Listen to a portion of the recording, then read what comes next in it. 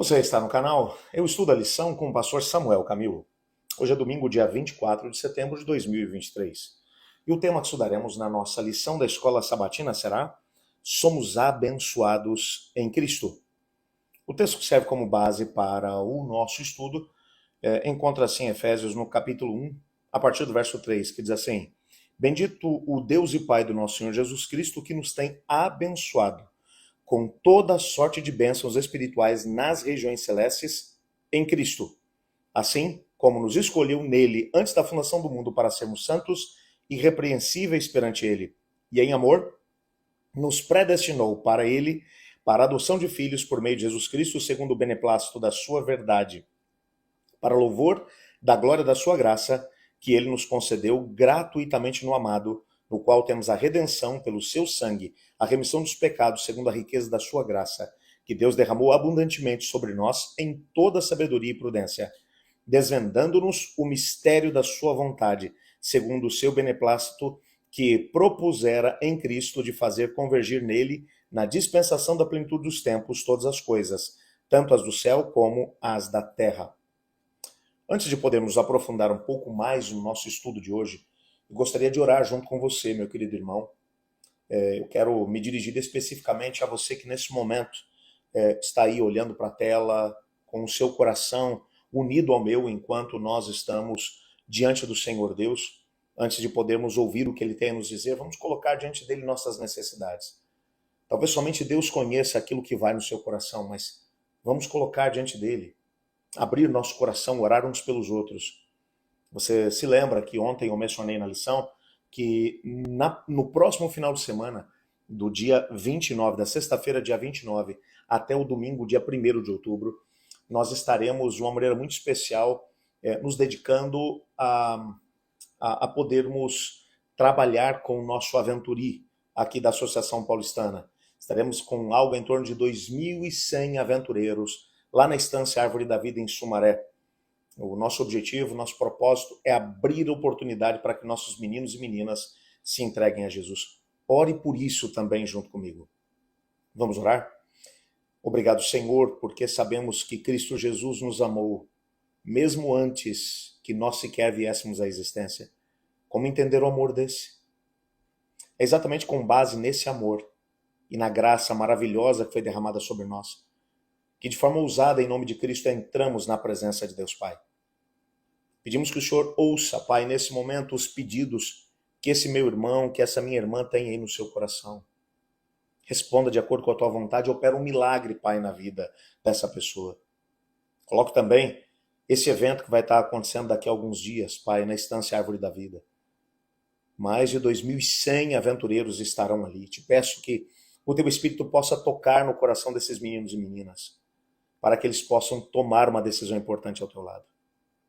Colocamos também o estudo da lição de hoje nas suas mãos, pedindo que o Senhor nos ajude a podermos entender o que o Senhor tem para nós. Em nome de Jesus oramos. Amém.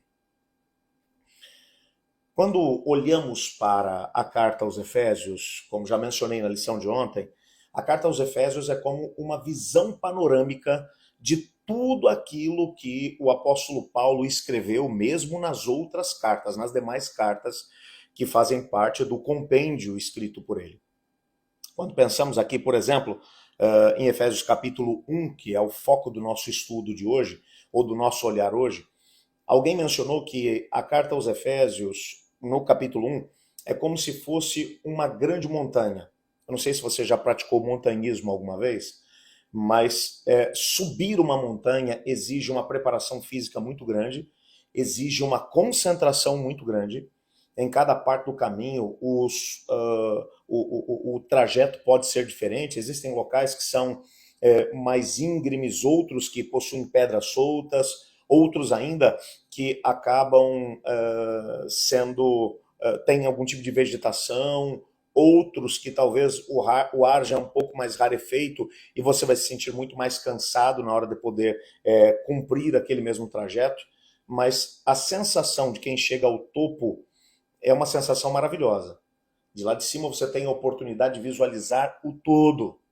Eu me lembro, por exemplo, da primeira vez que eu tive a oportunidade de poder subir a Serra da Estrela, na região central de Portugal. Deu muito trabalho para poder conseguir chegar lá em cima. E para poder piorar um pouco mais a situação, nós tínhamos passado ainda por uma experiência de nevasca na noite anterior, lá no alto da montanha. Então, quando nós chegamos, tinha 1,5 metro de neve. O último trajeto foi realmente muito complicado. Me lembro da experiência de ter chegado num lago que estava completamente congelado, a primeira vez que eu tive a oportunidade de pisar em cima de um lago congelado. Tomei uns tombos muito grandes ali em cima, porque aquilo é muito liso, eu nunca tinha experimentado aquilo, mas a sensação quando chegamos no topo da montanha e de lá de cima enxergamos ao longe, podemos ver inclusive a encosta da montanha, uma parte dela toda branca por causa da neve que havia caído durante a noite e as diversas partes que nós tínhamos tido a oportunidade de poder passar. A experiência é magnífica e a visão que se tem ao longe é maravilhosa. É essa experiência que alguns teólogos dizem que você pode ter em relação à carta aos Efésios no capítulo 1. Você tem que tomar muito cuidado quando começa a ler, por exemplo, o trecho do capítulo 1, versos 3 a 14, é um trecho que Paulo escreveu de uma vez só, num fôlego só. É como se ele tomasse um fôlego e ele vai seguindo e ele coloca tantos assuntos junto num texto tão pequeno que você fala, calma, Paulo. E ele segue numa velocidade muito grande.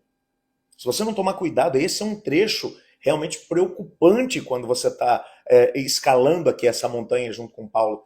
Porque ele começa mencionando que Deus nos escolheu, mesmo antes da fundação do mundo.